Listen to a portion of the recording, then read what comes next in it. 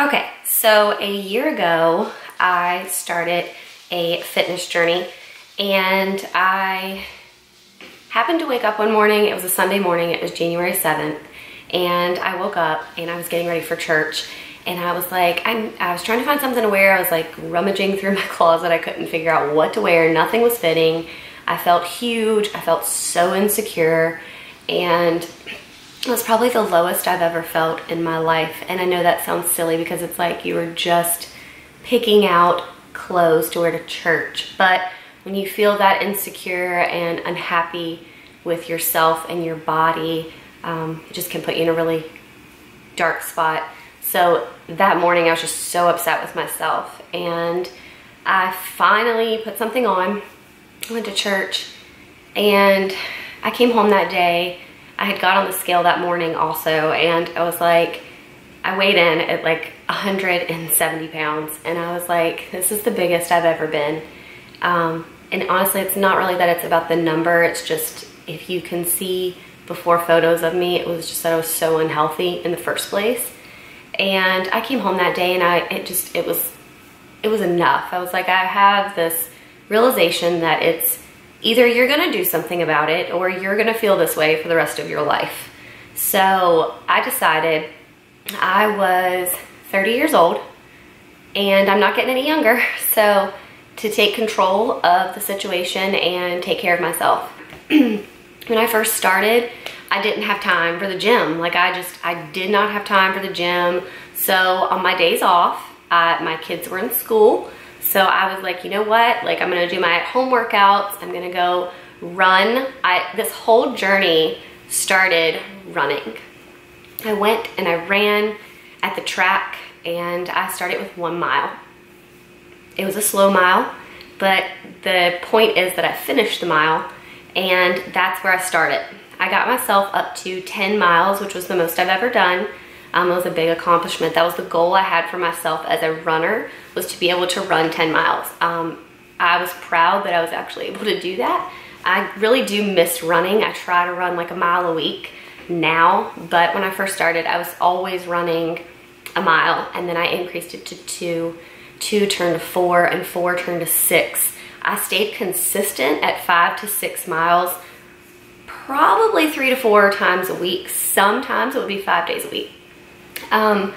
Now I just run once a week. I try to do a quick mile on my day off. Like, I usually hit the gym, I come home, do things I need to do before I pick my kids up. I run 1 quick mile, and then I pick them up from school, just to get a mile in to keep my running going, because I really do enjoy it. I think it's super therapeutic.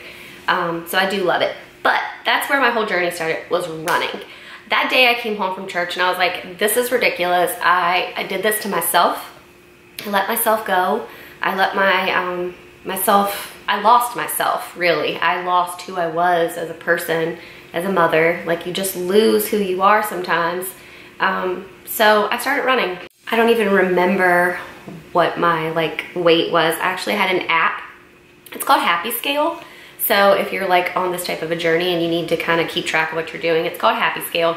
I would type in where I started, what my, each week when I weighed in, I would type in where I was. So I'm just looking back because I've kept track of it. So I started, within 2 weeks I had lost almost 8 pounds. Within a month I lost 14. And then within 2 months, I just maintained it. I hadn't lost anything else.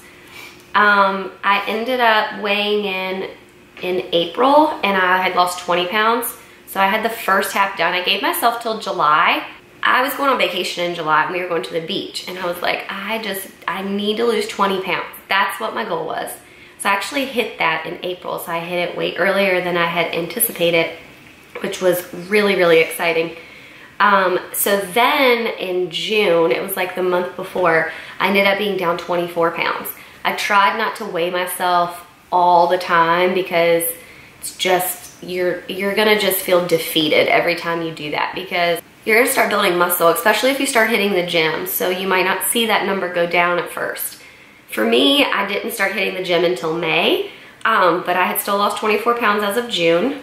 So I think when I went to the beach, I actually was still down like the 24 pounds. Came back from the beach in July.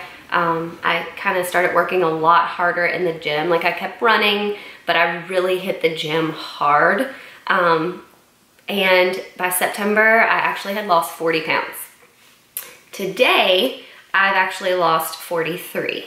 I weighed in the other day and I actually am holding strong at 127.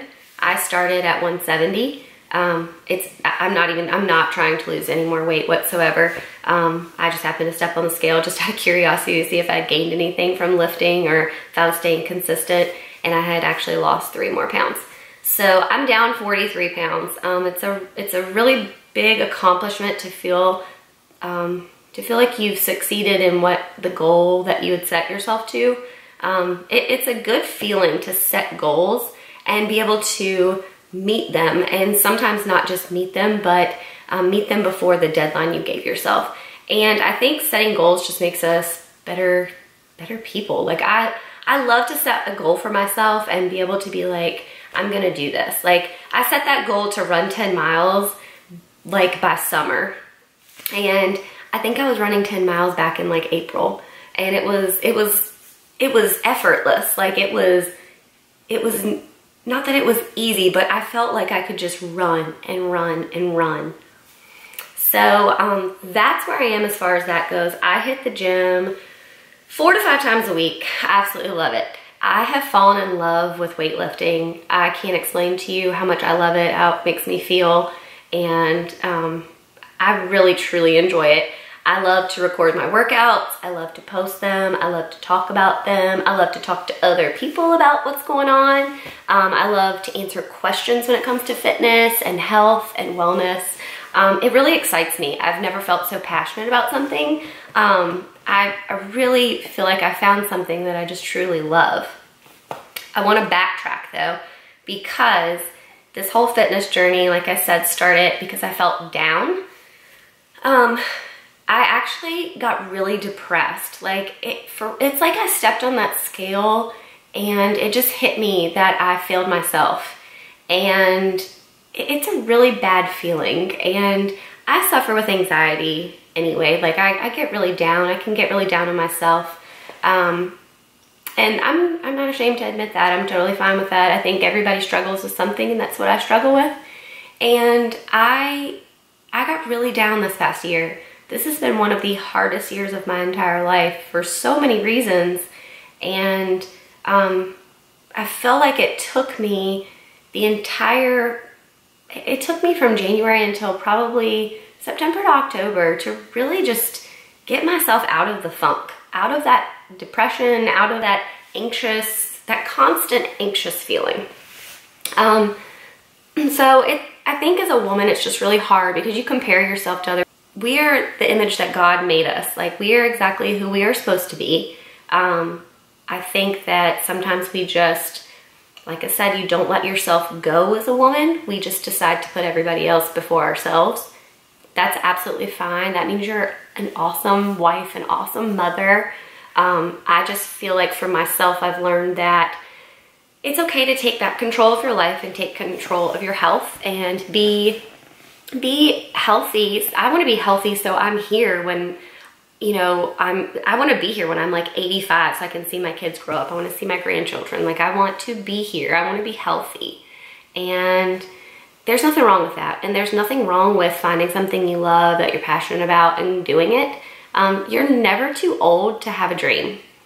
Not that this was like my dream per se, but now I'm so in love with the feeling of working out, the adrenaline, and the way it makes me feel. I'm a lot happier of a person, and I feel like in order for you guys to understand, what it's taken to get to this point. So along with the depression, for me, I'm gonna be completely open and honest. I've struggled since high school, like not that I have like an eating disorder, but when I get really depressed, I do have an eating disorder. You go through hard things in life, and for whatever reason, that seems to be what happens. Like I'll fall depressed and then I won't eat. That's what happened this year. Like I kind of got down on myself really badly and I wouldn't eat. I started out this whole journey eating really well. I ate good things. Like I just cut out sugars. I drank lots of water. I ate chicken and rice and things like that. And then like, it seemed like the more I would work, like the more I would run, kind of the more depressed I got. And not because I was exercising. I think that I had just gotten so down on myself and just in life in general. And so by like maybe April is when I kind of stopped eating some meals. Like occasionally, like I'd lose like a meal during the day. May picked up where I kind of would cut out a couple meals a day, or I might just drink a shake, and then it would go to where I wouldn't eat at all during the day. And I had 2 really hard months where I just, I really did not eat good at all. Honestly, looking back, I don't know how I could even function throughout the day, truthfully, because it had been so long. But I feel like in order for you guys to understand what it takes to get here, sometimes I feel like I need to be open and honest. Like I have done this the healthy way. I have, by exercising, but there was like 2 months of my life where it was just really bad depression, and this is what happened. And I'm okay with admitting that because I'm such a much stronger person for it now.